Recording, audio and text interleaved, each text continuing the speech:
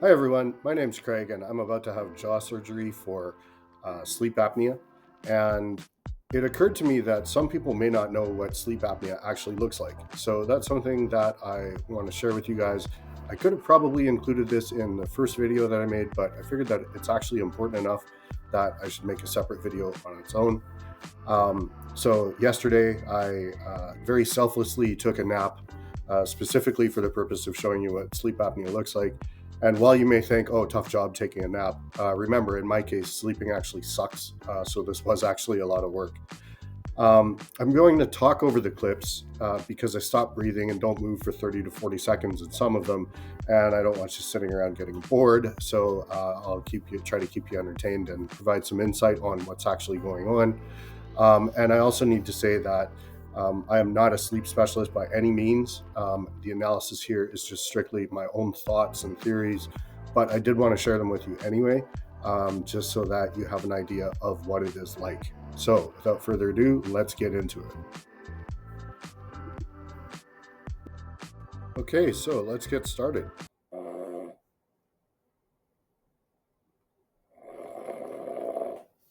So after these first two snores here, I stop breathing. This is around the 5 second mark, and it actually continues until the 40 second mark. You can see so that's a total of 35 seconds. You can see that I have no movement at all currently. And as we get closer to the end, you'll see that right now I'm starting to struggle to breathe, where my shoulders are going up and my head's going down. And this continues until I finally manage to get a couple breaths, which will be coming shortly.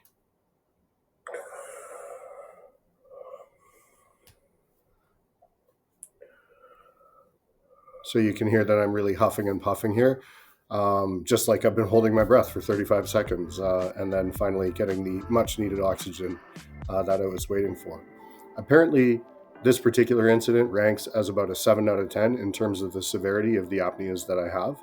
And that kind of makes sense. If you remember, my sleep study said that my average cessation is about 30 seconds.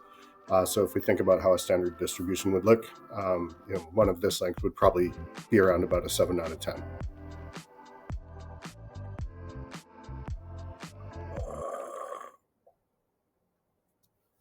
Okay, so in the second video, what I wanted to point out is the way that it looks when I start to stir and change positions in my sleep.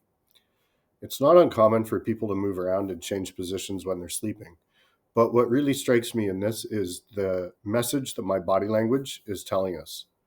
We've got a 24-second apnea here where I'm very uncomfortable, and as you're about to see, I change positions, rubbing my face, and then a big stretch and almost a yawn-like response that's happening as a result of the apnea. Now, of course, yawning is a reflex that our body does when we're not getting enough oxygen.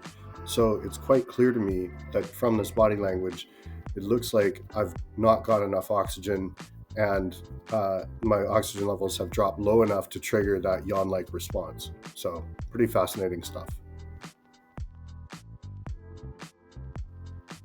The last clip that I want to share with you is actually a hypopnea rather than an apnea. So that's the H in the AHI index.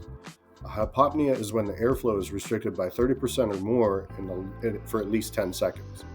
The duration of this one was actually much longer, but I cut 15 seconds of it out here for you to enjoy. And hopefully by the volume of the snoring, you'll understand why I kept it at this length.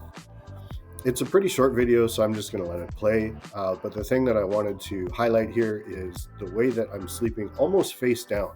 This is a position that's actually very difficult to snore in because, as I've mentioned before, a lot of the snoring comes from when you're on your back and all of the soft tissue in your mouth falls back onto the airway. That collapses the airway and then creates the apneas and hypopneas. But this is not the case here. This is just strictly because my airway is so small and the position that I'm in, I wind up in this situation where I start to have a hypopnea. I guess this is the fact that my airway is the size of a drinking straw coming to life here. So in this video, the snoring is pretty intense. So if you want to turn the volume down, I'm not offended, but also, it's pretty essential to see what's happening. You'll notice that as I'm snoring, Both my shoulders are rising and my head is being pulled down, which is similar to what we saw in the other videos when I was struggling to breathe. It's clearly signaling that I'm putting a lot of muscular effort to breathe because of the obstruction. Um, so yeah, without further ado, here we go.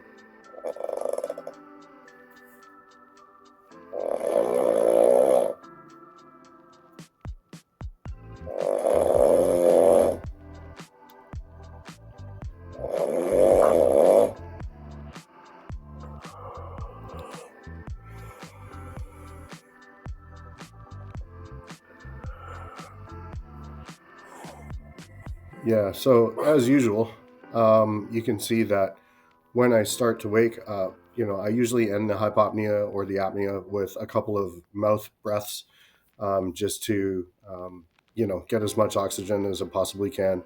And I'm pretty sure that you noticed that when I woke up there, I didn't exactly look like I was particularly well rested or happy to be waking up. That's pretty much the case all the time.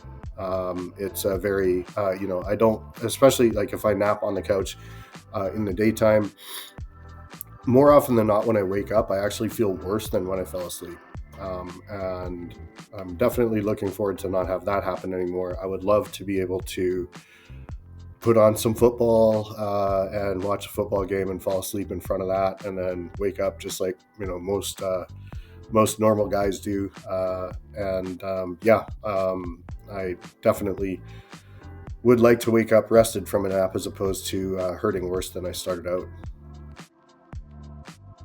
Okay, so those are the videos for today. I just wanted to share with you what sleep apnea looks like, both in terms of the apneas and the hypopneas. If you know somebody, or if you happen to be somebody that has issues similar to this, now you know what it is. And I strongly encourage anyone that is afflicted by this to get a sleep study done and to get on CPAP therapy as quickly as possible. I have no question that CPAP therapy has extended my life already. And I feel very, very passionately about it. So please, if somebody is, putting off getting on CPAP therapy, then please show them this video if you think it looks like them when they're sleeping, or if you want to get real sneaky, you can take a video of them and then compare it to the ones that you've seen here. Because I have extremely severe sleep apnea, so if somebody looks like I do, then that's a strong indication that they are probably candidates for CPAP therapy. So you can always sort of benchmark against what you've seen in these videos. So I hope it's helpful. Thank you very much for watching, and I will be out with more videos coming soon. We've got surgery day coming up. That's going to be pretty interesting, and then I'll be documenting the recovery process from there. So I hope you'll join along in the journey. And who knows, maybe I'll be able to take a nap on the couch one day, and it's going to be super boring because I'm not going to have any more of these apneas or hypopneas to share with you. That's my dream anyways. Thanks very much for watching. If you have any comments or questions, please drop them down below. Like, subscribe, all that sort of stuff. And I hope to see you in the next video. Thanks.